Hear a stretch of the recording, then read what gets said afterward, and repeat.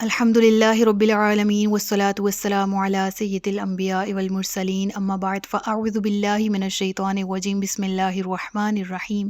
یا رب لک الحمد کما ینبغی لجلال وجہک وعظیم سلطانک رب اشرح لی صدری ویسر لی امری واحلل عقدۃ من لسانی یفقہوا قولی رب زدنی علما۔ السلام علیکم ورحمۃ اللہ وبرکاتہ۔ پارہ نمبر 26 سورۃ الحجرات، اردو ترجمہ اور تفسیر۔ گزشتہ اسماک میں ہم نے آیت نمبر 10 تک پڑھ لیا۔ آج کے سبق میں آیت نمبر 11 سے آغاز کر رہے ہیں، اور ان آیات میں مسلمانوں کو تمام ایسی باتوں سے سختی سے روکا جا رہا ہے کہ جن کے باعث اسلامی معاشرہ کا امن اور سکون برباد ہوتا ہے، محبت اور پیار سے جڑے رشتے ٹوٹ جاتے ہیں، یہاں تک کہ بات لڑائی تک پہنچ جاتی ہے۔ اس سلسلے میں پہلا حکم آیا، اور پہلا حکم کیا؟ یا ایھا الذین آمنوا لا یسخر قوم من قوم عسی ان یکونوا خیرا منہم۔ اے ایمان والو، مرد دوسرے مردوں پر نہ ہنسیں، ہو سکتا ہے کہ وہ ان ہنسنے والوں سے بہتر ہوں۔ یعنی حکم کیا آیا؟ ایک دوسرے کا مذاق نہ اڑایا کرو۔ دیکھیں، مذاق اسی کا اڑایا جاتا ہے کہ جس کی دل میں عزت نہیں ہوتی، قدر نہیں ہوتی، ویلیو نہیں ہوتی۔ یعنی جس شخص کا ہم مذاق اڑا رہے ہیں، دیٹ مینز ہم اسے شو کروا رہے ہیں کہ تم ہمارے سامنے کسی گنتی میں نہیں ہو۔ جب ہم کسی کی عزت نہیں نہ کرتے تو پھر ڈیفینیٹلی فور شور وہ شخص بھی ہماری عزت نہیں کرتا، اور نہ ہم اس سے ایکسپیکٹ کر سکتے ہیں کہ وہ ہماری عزت کرے۔ اس سلسلے میں صبح ہی میں نے ایک حدیث پڑھی تھی، اور اس کا مفہوم آپ کی خدمت میں پیش کرتی ہوں کہ نبی کریم صلی اللہ علیہ وسلم کا فرمان ہے کہ بدبخت ہے وہ شخص کے جس کی عزت لوگ اس کے شر سے بچنے کے لیے کرتے ہیں۔ ٹھیک ہے، مراد کیا ہے کہ ہم زبردستی کسی سے عزت کروا تو لیں گے، لیکن اس میں بھی وعید ہے، اور وہ عزت کروانا ہی گیا جو سامنے والا بندہ آپ کی دل سے نہیں کر رہا۔ بالکل اسی طرح سے اس کا کاز کیا ہے، ریزن کیا ہے کہ آپ اس کی نہیں کر رہے، ہم اس کی نہیں کر رہے۔ ہم کسی کی عزت نہیں کریں گے تو ہم کیسے ایکسپیکٹ کر سکتے ہیں کہ وہ بھی ہمارے ساتھ احترام سے پیش آئے؟ جب دلوں میں ایک دوسرے سے عزت اور احترام کا جو جذبہ ہے نا وہ ختم ہو جاتا ہے، تو انسان عداوت اور دشمنی کی گہری کھائی میں جا گرتا ہے، اور اس کی یہی ریزن ہے کہ دلوں میں دوریاں پیدا ہونا شروع ہو جاتی ہیں۔ فلاں نے میرے بارے میں مجھ سے ایسے بات کی، ٹھیک ہے، بدلے میں ہم اس سے ویسے بات کرتے ہیں، یا فلاں کا ہم مذاق اڑاتے ہیں، استہزاء کرتے ہیں، اور پھر بدلے میں جب ہماری وہ عزت نہیں کرتا تو پھر دل دور ہو جاتے ہیں۔ ٹھیک ہے، اور مذاق اڑانا اٹ سیلف اتنی بری بات ہے کہ یہ مطلب اس کی کئی صورتیں ہیں۔ ٹھیک ہے، زبان سے مذاق اڑانا، کسی کا ہم مذاق سے مطلب مذاق میں اس کی نقل اس طرح سے اتارتے ہیں جیسے وہ بول رہا ہو، ٹھیک ہے، جیسے اس کا لباس ہو، جیسے وہ چلتا ہو۔ ٹھیک ہے، ہم ایکشنز کے ذریعے بھی مذاق اڑا سکتے ہیں، ہم زبان کے ذریعے بھی اڑا سکتے ہیں۔ سے مراد کیا ہے کہ ہم میں سے میجورٹی ایسا کرتی ہے۔ زبانی کلامی ہو گیا، ٹھیک ہے، کسی کے انداز گفتگو کی نقل اتارنا کہ وہ فلاں بندہ ایسے بولتا ہے، ٹھیک ہے، یا کسی کے چلنے کا ایکٹ کر کے مذاق اڑانا، یا کسی کے یعنی ہمارے ہاں جو ایک بہت سی چیز جو ہے نا وہ عام ہو گئی ہے نا، وہ یہی ہے کہ ہم نے ایک جگت کا نام دے دیا اس کو، اور ہم کسی کے منہ پر بات کر رہے ہیں، کسی کے کانوں کے بارے میں، کسی کی آنکھوں کے بارے میں، کسی کی مطلب روپ کے بارے میں، کسی کے کردار کے بارے میں مذاق تو اڑا رہے ہیں۔ اللہ کیا کہہ رہا ہے؟ تم اس کا مذاق اڑا رہے ہو سکتا ہے وہ تم سے بہتر ہو، یعنی اللہ کی نظر میں وہ زیادہ محبوب ہو اور تمہارا سٹیٹس لو ہو سکتا ہے، اور سٹیٹس اس شخص کا لو ہوتا ہے جو اللہ کی مخلوق کو اپنے سامنے چھوٹا سمجھتا ہے، تو پھر وہ اللہ کی نظر میں نہایت حقیر ہے۔ اور جو اللہ کی مخلوق کے ساتھ محبت کرتا ہے، ان کی عزت کرتا ہے، تو پھر اللہ اس کی عزت لوگوں کے دلوں میں بٹھا دیتا ہے۔ وَتُعِزُّ مَن تَشَاءُ وَتُذِلُّ مَن تَشَاءُ۔ اور اس سلسلے میں ایک حدیث صبح پڑھ رہی تھی، اور یہ بھی مجھے بہت خوبصورت لگی کہ اللہ تبارک و تعالیٰ کسی بندے سے جب راضی ہوتا ہے نا، جب کسی بندے سے محبت کرتا ہے، تو جبرائیل علیہ السلام کو فرماتا ہے کہ وہ اینجلز کے سردار ہیں، اور کیا لیول ہے ان کا، اور ان کو اللہ تعالیٰ فرماتا ہے کہ جبرائیل، میں فلاں ابن فلاں، فلاں بنت فلاں سے پیار کرتا ہوں، وہ بندہ یا وہ بندی مجھے بڑی محبوب ہے، اے جبرائیل تو بھی اس سے محبت کر۔ اللہ اکبر۔ یہاں پر غور کیجیے گا کہ فلاں ابن فلاں یا فلاں بنت فلاں کی جگہ ہم بھی تو ہو سکتے ہیں نا، ایسا ہے نا کہ ہم بھی ایسے افعال کریں، ایسے اقوال اپنی زبان سے نکالیں کہ اللہ کے محبوب ہو جائیں ہم۔ اللہ نے یہاں پر اس حدیث میں فلاں ابن فلاں کسی بھی شخص کے بارے میں جس کا کوئی کہہ لیں کہ سٹیٹس اللہ کی بارگاہ میں بہت آئی ہے،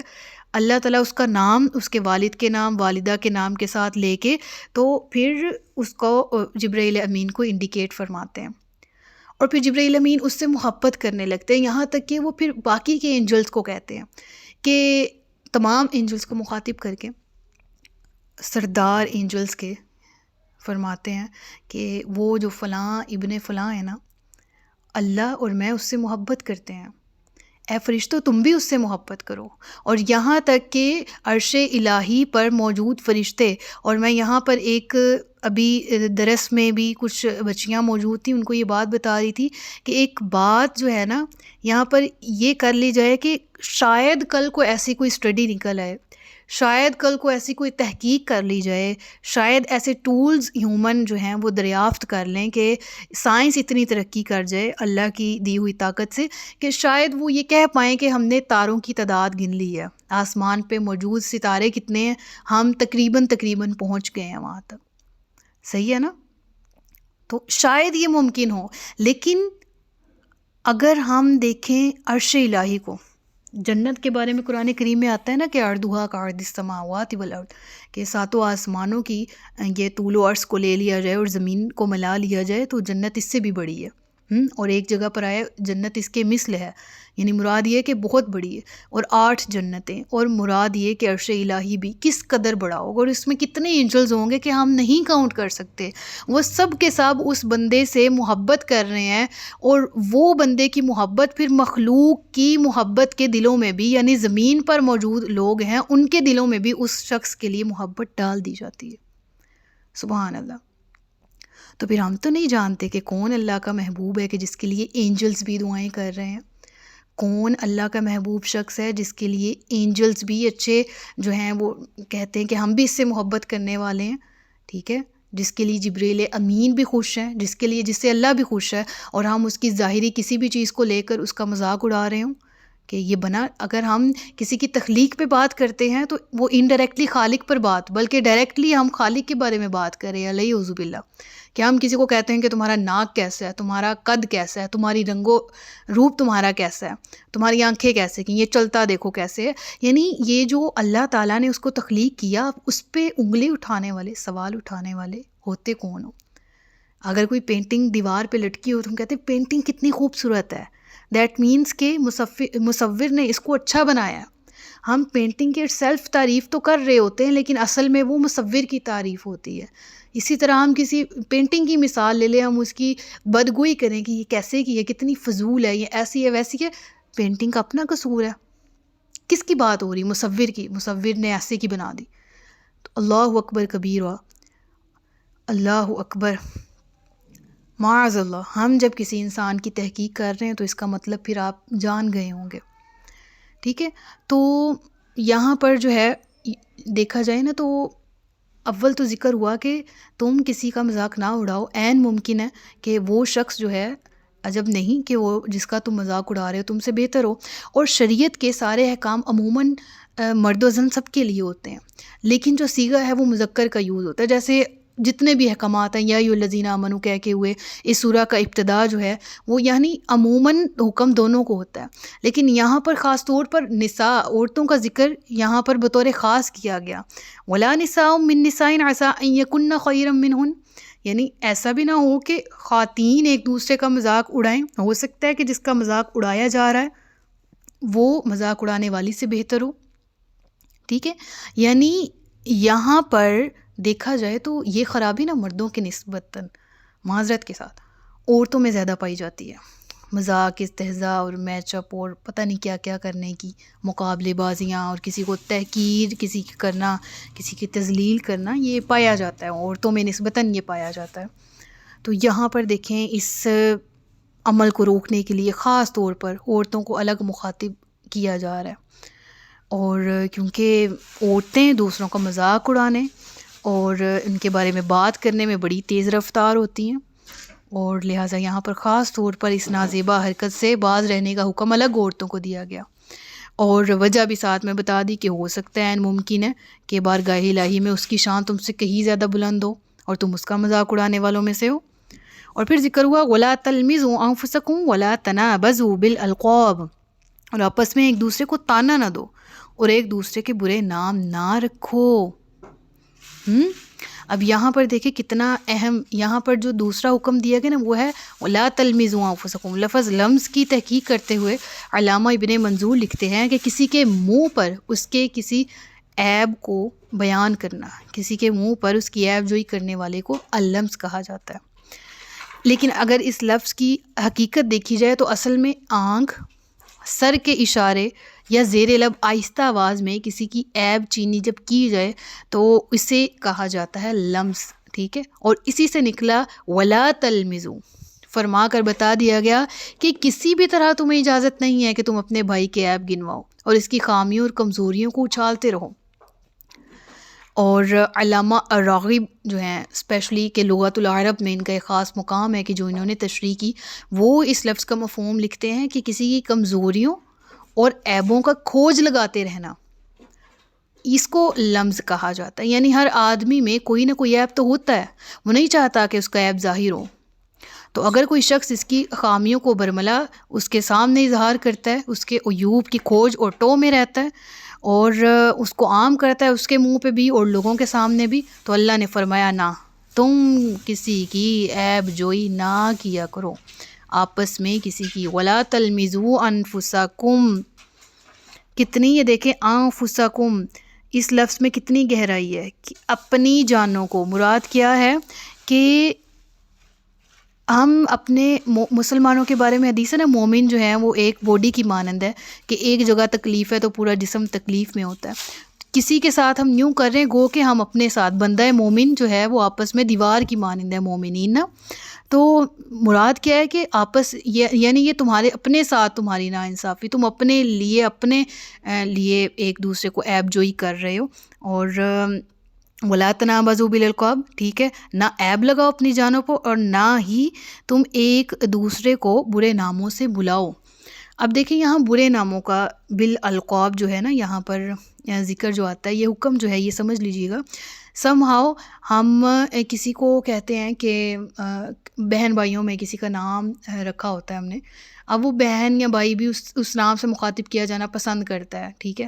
جیسے ہم کسی کا منی نام رکھ دیتے ہیں، گڑیا رکھ دیتے ہیں، ٹھیک ہے، مانو رکھ دیتے ہیں، دیٹ مینز ہم پیار سے اسے بلا رہے ہیں، اس کی شریعت میں کوئی ممانعت نہیں ہے۔ لیکن کوئی اسلامک نیم کو بگاڑ دینا، ٹھیک ہے، یعنی کہ جس میں خالصتاً جو اللہ کے ناموں پر نام رکھے گئے ہیں اور جو اسماء محمد میں سے ان کو بگاڑ کے عجیب کر دینا، اس سے منع کیا گیا۔ اور دوسرا یہ کہ وہ نام جس سے کسی کو بلایا جائے اور وہ چڑھے، اسے اپنی تذلیل، اپنا تحقیر ہونا فیل ہو، تو اس نام سے کسی کو نہ پکارا جائے، یہ حکم دیا گیا، صحیح ہے نا۔ یعنی اگر پرسن کو اٹ سیلف اس کو اچھا یا مطلب کہہ لیں کہ اس طرح کی اس کو فیلنگ نہیں آ رہی کہ یہ مجھے اچھے طریقے سے نہیں بلا رہے، اس کو اچھا نہیں لگتا، تو آپ اس کو نہیں بلائیں، اور اسپیشلی اس کا اچھا نام نہ بگاڑیں، اس کی ریپلیسمنٹ میں دوسرا کوئی نام رکھ دیتے ہیں اور وہ پیار سے رکھتے ہیں، تو دیٹس فائن۔ جیسے کہ میں اپنی استاد کی بات بتاتی ہوں کہ انہوں نے اسٹارٹنگ میں تو مجھے حکمت سمجھ نہیں آئی تھی، لیکن ان کے 2 بچے ہیں، ٹھیک ہے، بیٹے کا نام ہے مزمل، شاید میں نے پہلے یہ بات بتائی ہو، اور بیٹی کا نام ہے مہک فاطمہ۔ اب مزمل جو ہے، مزمل صاحب کا نیم میری استاد نے رکھا ہوا ہے نک نیم ہنی، ٹھیک ہے، اور وہ ان کو پکارتی ہیں ہنی ہنی کہہ کے۔ مجھے شروع میں یہ بات سمجھ نہیں آتی، اتنا پیارا نام المزمل قرآن کریم میں کتنے پیار سے بلایا گیا نا نبی کریم صلی اللہ علیہ وآلہ وسلم کو، اور بچے کا اتنا پیارا نام ہے مزمل، اور وہ مزمل کہہ کے نہیں پکارنا اور کیا کہنا ہے کہ ہنی، اور دوسری طرف مہک فاطمہ، ٹھیک ہے، اچھا نام ہے، لیکن ایک دن انہوں نے باتوں باتوں میں حکمت واضح کی کہ سم ہاؤ میں جب کبھی ہوتا ہے نا ماں باپ کو غصہ آ جاتا ہے کسی بات پہ، وہ ڈانٹ ڈپٹ کرتے ہیں،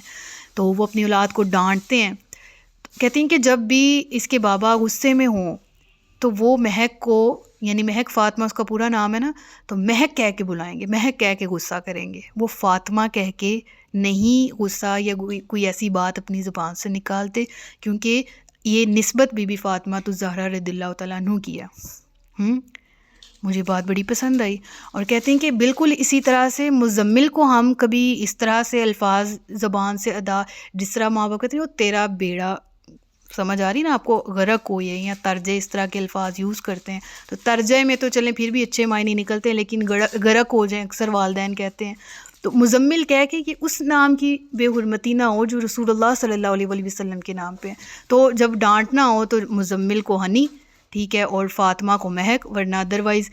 تو یہ اچھے ناموں سے پکارتے ہیں۔ تو دیٹس گڈ، مجھے اچھا لگا، اچھا یہ حکمت ہے، سمجھ آ رہی نا آپ کو بات کی۔ تو یہاں پر جو ہے وہ اس چیز کا خاص حکم دیا گیا کہ جس نام کی مذمت ہو، یعنی جو شخص ناپسند کرے اپنے لیے اس نام سے کہلایا جانا، ٹھیک ہے، اور یہ چیز سے منع کیا گیا، اور کہا گیا ہمیشہ ایسے اسماء اور القاب سے ایک دوسرے کو بلاؤ جس سے سننے والا خوش ہوتا ہے۔ اب یہاں پر دیکھیں دو حکم آگے، اس کے بعد ذکر ہوا بئس الاسم الفسوق بعد الایمان، کہ مسلمان ہونے کے بعد فاسق کہلانا کیا ہی برا کام ہے یا کیا ہی برا نام ہے۔ یعنی اس سے آپ یہ مفہوم سمجھ سکتے ہیں کہ مسلمان کو یہ باتیں سوٹ نہیں کرتی، زیب نہیں دیتی، اور خود کو مسلم کہلانے کے باوجود ایسے امور کرنا بہت ہی بری نازیبا حرکت ہے۔ اس سے بری بات کیا ہوگی کہ آپ مسلمان ہو کے بھی کسی کے پرسنل لائف پر اٹیک کرو یا کسی کے برے نام رکھو، یہ مسلمان کو سوٹ نہیں کرتا، ٹھیک ہے، یعنی اچھے انداز میں تنبیہ کی گئی۔ وَمَن لَّمْ يَتُبْ فَأُولَٰئِكَ هُمُ الظَّالِمُونَ، کہا کہ اس کے باوجود اگر کوئی توبہ اب نہیں کرتا تو پھر یہی وہ لوگ ہیں جو کہ ظلم کرنے والے ہیں۔ بڑے پیار سے یا ایھا الذین آمنوا سے ابتدا ہوئی، اب تم میرے بندے کہلانے والے لوگ ہو، اب تم ہو کہ یا ایھا الذین آمنوا ایمان والے ہو، اب تمہیں کوئی ایسی حرکت نہیں کرنی چاہیے جس کی وجہ سے تمہیں بدکار اور فاسق کہا جائے۔ اگر تم اسلام قبول نہ کرتے، رسول کریم پر ایمان نہ لاتے اور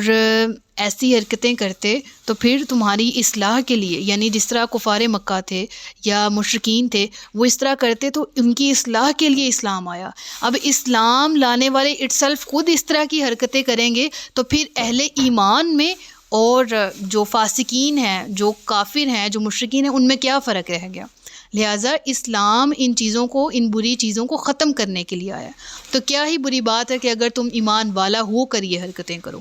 تمہیں یہ سوٹ نہیں کرتا۔ اب تم مشرف با اسلام ہو چکے ہو، اب تم آپس میں ایک دیوار کی مانند ہو، اب تم آپس میں ایک ہو، ایک دوسرے کی عزتوں کی حفاظت کرو، ایک دوسرے کی ویلیوز کی یعنی قدر کی جائے اور کسی کے ساتھ برا نہ کیا جائے۔ اس کے بعد جو احکامات آ رہے ہیں یہ بھی بہت امپورٹنٹ ہے۔ ایک انسان کی جو نفسیاتی رہنمائی ہے وہ ان آیات میں کی گئی ہے، انشاءاللہ نیکسٹ اسباق میں اس کو کور کرنے کی کوشش کریں گے۔ اللہ تعالیٰ ہم سب کو علم نافع اور عمل خیر کی توفیق عطا فرمائے۔ صدق اللہ العلی العظیم و صدق رسولہ النبی الکریم، سچ فرمایا اللہ نے جو عظمت والا ہے۔ اپنا بہت سا خیال رکھیے گا، مجھے دعا میں یاد رکھیے گا۔ تاجدار ختم نبوت زندہ باد، پاکستان پائندہ باد۔ السلام علیکم ورحمۃ اللہ وبرکاتہ۔